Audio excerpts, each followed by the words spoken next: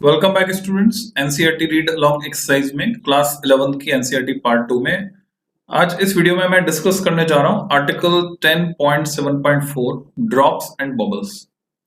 कभी आपने गौर किया है कि जो बूंदें बन रही है, बूंद ही क्यों बन रही है? शेप पर्टिकुलर स्फेरिकल ही क्यों है?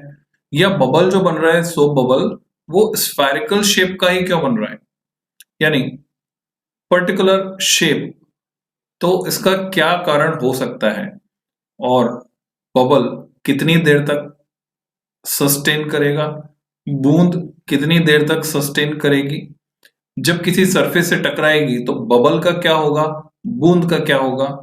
जब एक बूंद किसी दूसरी बूंद से टकराएगी तो क्या होगा? जब एक बबल किसी दूसरे बबल से टकराएगा तो क्या होगा? तो डे टू डे लाइफ में आप इन चीजों को ध्यान से ऑब्जर्व करेंगे तो आज के वीडियो की थ्योरी वो सब कुछ, ये फिनोमेना, ये घटनाएं समझने में आपकी मदद करेगी। So let's start. One consequence of surface tension is that free liquid drops and bubbles are spherical if effects of gravity can be neglected. तो जो फ्री यानी मुक्त रूप से कोई बूंद बन रही है या बबल बन रहा है, वो शेप में स्फेरिकल होते हैं अगर हम ग्रेविटी के इफेक्ट्स को निग्लेक्ट कर पाए। तो ये आपने देखा ही है। You must have seen this specially clearly in small drops just formed in a high speed spray और जेट, ठीक है, and in soap bubbles blown by most of us in childhood. तो आपको पता होगा साबुन के बुलबुले बनाने वाला सॉल्यूशन आता था, जिसमें फूंकने के लिए वो जो होता था, वो तार आगे होता था सर्कुलर शेप में। तो बच्चों 10 रुपए का वो खिलौना हमारा काफी मनोरंजन करता था। फिर बाद में जब हम पर्टिकुलर सॉल्यूशन बनाना चाहते थे तो उतने ज्यादा बुलबुले हम नहीं बना पाते थे। यानी वो सॉल्यूशन की जो रेसिपी या उस सॉल्यूशन की जो इंग्रेडिएंट थे, वो भी एक रहस्य रहा हमारे लिए उन दिनों। सो blown by most of us. Why are drops and bubbles spherical? What keeps soap bubbles stable? है ना? अभी रिकॉर्ड भी बनाया कई लोगों ने, एक बबल के अंदर 1000 छोटे बबल, एक बड़े बबल के अंदर 1000 छोटे बबल। फिर चाइना वालों ने पता नहीं इनोवेशंस क्या किए, उन्होंने प्लास्टिक के बबल फुलाने वाला वो खिलौना बनाकर वो उतारा बाजार में।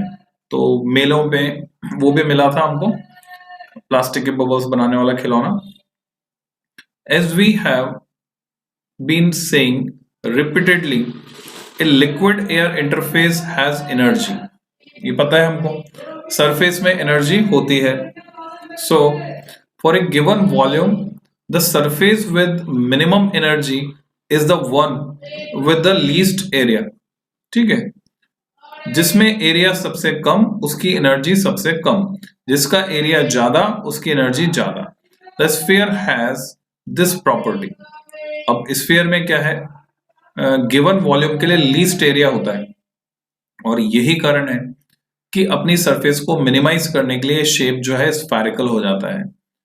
तो यहां पर हमारे दिमाग में एक सवाल आ सकता है, क्या यही कारण है कि जो हेवनली बॉडीज हैं, पृथ्वी, चंद्रमा, सूरज, बाकी ग्रह, वो सब भी स्फेरिकल हैं, या वहां पर कुछ और कारण है? तो इसके बारे में आप सोचें, क्योंकि लिक्विड तो है नहीं, या यूं बोले 3/4 पार्ट लिक्विड है, वो तो अर्थ पर है, हर जगह तो नहीं है। तो just think about, though it is out of the scope of this book, but you can check that a sphere is better than at least a cube in this respect. So if gravity and other forces, example वायु का प्रतिरोध, air resistance, वर ineffective, ये अप्रभावी अगर हो जाएं, liquid drops would be spherical. तो उसका परिणाम ये होगा कि जो बूंदें हैं वो कैसी होंगी, स्फेरिकल। अदरवाइज ग्रेविटी का इफेक्ट क्या आएगा कि वो थोड़ी सी फ्लैटेंड हो जाएंगी।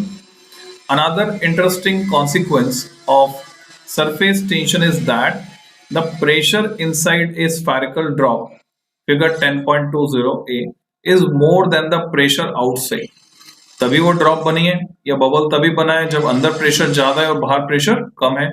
Suppose A spherical drop of radius r is in equilibrium, हम मान लेते हैं वो साम्यावस्था में है, ना तो बढ़ रही है ना घट रही है।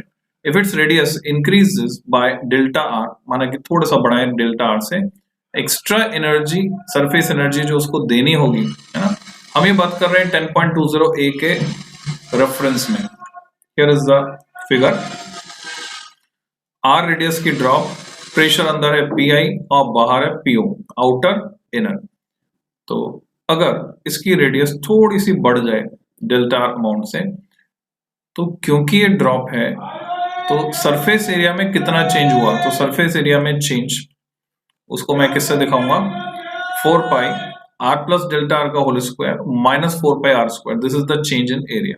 और उसको हमने किससे मल्टीप्लाई किया, s से, लिक्विड एयर इंटरफेस की सरफेस एनर्जी वो कह लें या surface tension per unit area कह लें हम, sorry surface tension, okay, surface energy per unit area कह लें इसको या सरफेस टेंशन कह लें। तो surface tension is equal to surface energy per unit area, so this is surface energy per unit area, area से मल्टीप्लाई किया तो बन जाती है एनर्जी या वर्क डन। तो इस काम में हमें कितना वर्क करना पड़ा सरफेस को एक्सटेंड करने में, तो फोर्स इनटू डिस्प्लेसमेंट, तो फोर्स पर यूनिट लेंथ ये है सरफेस टेंशन, तो सरफेस टेंशन को मैंने डेल्टा आर से मल्टीप्लाई किया इनटू लेंथ, तो ये बन गया फोर्स। और डिस्प्लेसमेंट कितना हो रहा है वो हम देख सकते हैं, या यू बोले सरफेस तो 8 पाई आर है, डिस्प्लेसमेंट डेल्टा आर हो रहा है। 8 पाई आर कहां से आया, ठीक है, ड्रॉप की बात हम कर रहे हैं, why it is 8 pi r, why it is not 4 pi r, 2 pi r, तो ये 8 pi r डेटा कहां से आया, तो इसको समझते हैं थोड़ा सा।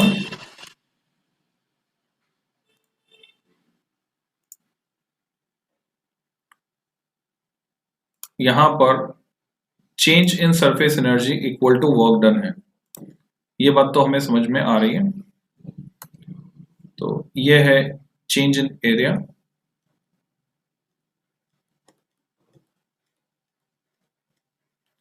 Into surface energy per unit area equal to surface tension, अगर इसे मानता हूं फोर्स पर यूनिट लेंथ हुआ, ड्रॉप की जो सरफेस है वो है 2 पाई आर, सरकमफ्रेंस 2 पाई आर है ना, per unit length 2 pi are, और उसको एक्सटेंड किया हमने डेल्टा आर से, डेल्टा आर। तो अब सवाल ये उठता है कि 8 का फैक्टर कहां से आ रहा है, ठीक है, ये हमें समझना है 8 क्यों।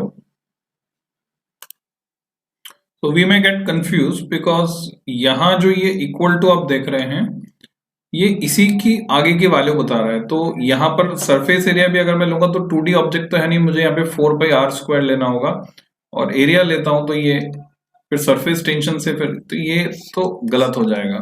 तो मैं अगर इसी को सॉल्व करता हूं बच्चों, जैसे मैंने इसको सॉल्व किया, 4 pi r square plus delta r square plus 2 r delta r, ये फॉर्मूले से ओपन किया हमने इसको, और माइनस 4 पाई आर स्क्वायर और इंटू एस।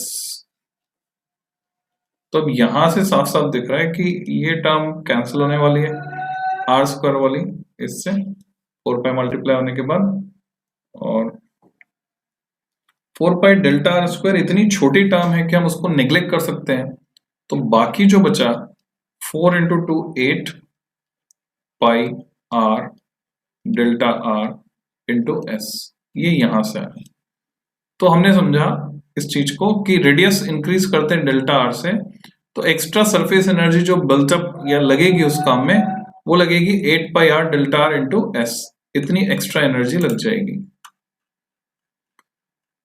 अब if the drop is in equilibrium this energy cost is balanced by the energy gain, ये एनर्जी उसमें कंज्यूम हुई है तो कहां से आई है, ड्यू टू एक्सपांशन, ये उस ड्रॉप में एक्सपांशन की वजह से अंडर द प्रेशर डिफरेंस के वहां से आ रही है, P I minus PO.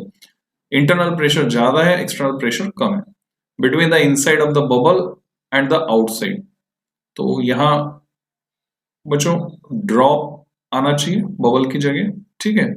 So correction is there, it is not bubble, it is drop. Bubble में क्या होगा, दो सरफेसेस होंगी, थोड़ा सा अंतर आएगा। So W work done is P I minus P O. ये हो गया प्रेशर, प्रेशर होता है फोर्स अपॉन एरिया, उसको मल्टीप्लाई किया हमने एरिया से 4 पाई r² जो उसका एरिया है, और उसको डिस्प्लेसमेंट से मल्टीप्लाई किया, तो फोर्स इंटू डिस्प्लेसमेंट वाली टर्म ये बनी। So that P I minus P O, P I minus P O यहाँ से निकल के आता है कैलकुलेट करने पर। कैसे, इस W को अगर इससे इक्वेट करेंगे तब आएगा ना, या फिर स्टेप खा गए हैं। सो लेट्स सी ये कैसे आया। मैंने 8 pi r delta into S को इक्वेट कर दिया P I minus P O times 4 pi r² delta are से। तो अब हम देख रहे हैं कुछ क्वांटिटीज कट गई, जैसे डेल्टा आर कट गया, आर की एक पावर कट गई यहाँ पर, पाई से पाई कट गया, और 4 से 8 कट गया 2 टाइम्स। तो यहां से हमें मिलता है P I minus P O equal to, ये 2 बचा, एस बचा 2s, और ये r जाएगा नीचे 2s बाई आर। तो ये फॉर्मूला आ गया हमारे पास। अगर हम सरफेस टेंशन को t से दिखा रहे हैं तो जो ज्यादातर बच्चे याद रखते हैं वो इस फॉर्मेट में याद रखते हैं 2t बाई आर, ठीक है। अगर कैपिटल R मान लेता हूं मैं रेडियस, तो ड्रॉप के अंदर एक्सेस, इसको बोलते हैं excess pressure. In general for a liquid gas interface the convex side has a higher pressure than the concave side. अगर ये ड्रॉप है तो कॉन्वेक्स साइड में प्रेशर ज्यादा रहेगा, या यूं बोले ये एक सरफेस है, ये एक सरफेस है, तो the convex side has a higher pressure, convex side ये है इसके लिए, देन द कॉन्केव साइड, इसके लिए ये है कॉन्वेक्स साइड, इसके लिए convex side. Convex side has a higher pressure, इसी की वजह से ये नीचे जाएगा, और कॉन्वेक्स साइड में हायर प्रेशर, इसकी वजह से ऊपर जाएगा। For example an air bubble in a liquid, अगर एयर बबल लिक्विड के अंदर है, would have higher pressure inside it, तभी वो अपना शेप मेंटेन कर पा रहा है क्योंकि उसके अंदर प्रेशर ज्यादा है। फिगर 10.20 बी, ये एयर बबल इनसाइड लिक्विड है। A bubble, figure 10.20c, differs from a drop and a cavity. और अगर बबल खुले में है तो वो किससे डिफर कर, इसको तो हम कैविटी बोलेंगे बी वाले केस को। ए बबल, ये सिंपली एक बबल है जैसे होता है, differs from A drop and cavity, किस सेंस में, in this it has 2 interfaces, एक अंदर वाली सतह है, एक बाहर वाली सतह है, 2 सतह है। Applying the above argument we have for a bubble, ये जो एक्सप्रेशन है ये जस्ट डबल हो जाता है क्योंकि 2 सरफेसेस हैं जिन पे सरफेस टेंशन काम कर रहा है, तो एक्सेस प्रेशर जस्ट डबल हो जाता है ड्रॉप से। This is probably why you have to blow hard but not too hard to form a so bubble. So bubble बनाने के लिए ये प्रेशर डिफरेंस को हमें अकाउंटिंग इसकी करनी पड़ती है, यानी काउंटरैक्ट करना पड़ता है।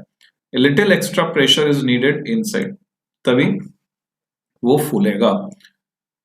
अब इसको अगर हम एक क्वेश्चन के मदद से समझें तो बेटर रहेगा, और आपका जो प्रैक्टिकल एक्सपीरियंस है, ये होली वाले जो गुब्बारे होते हैं वो छोटे वाले, उनको फुलाना बच्चों मुश्किल होता है, और जो ऑर्डिनरी बैलून्स हैं बड़े वाले जो बर्थडे पर हम लगाते हैं उनको फुलाना आसान है।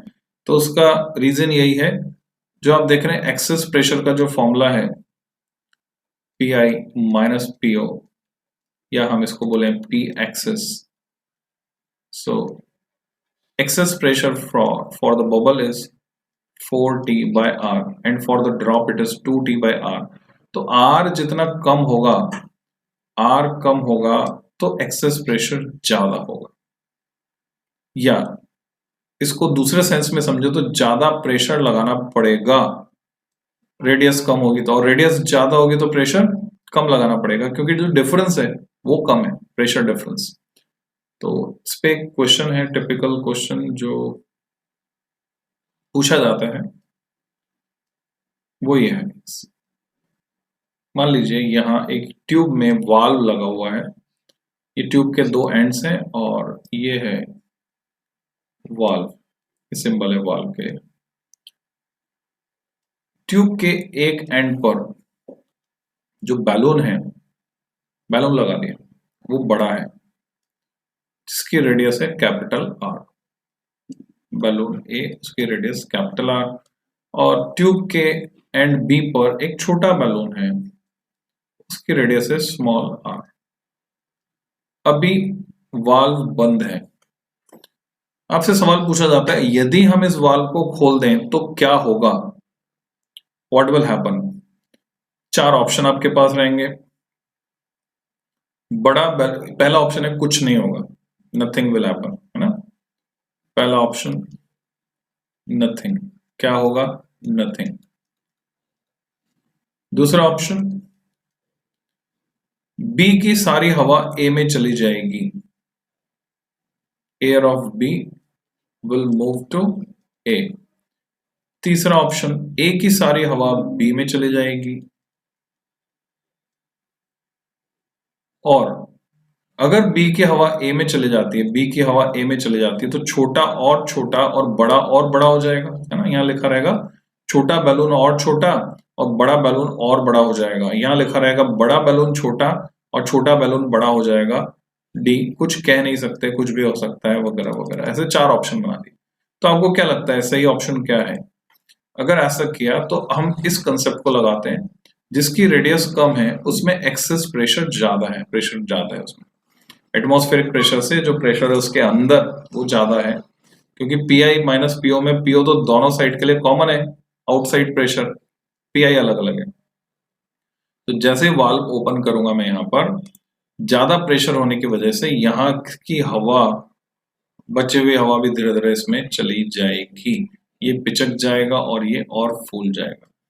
तो हम ये बोलेंगे, अच्छा इक्विलिब्रियम स्टेट आ सकती है बीच में, डिपेंड करता है कितना एक्सेस प्रेशर है।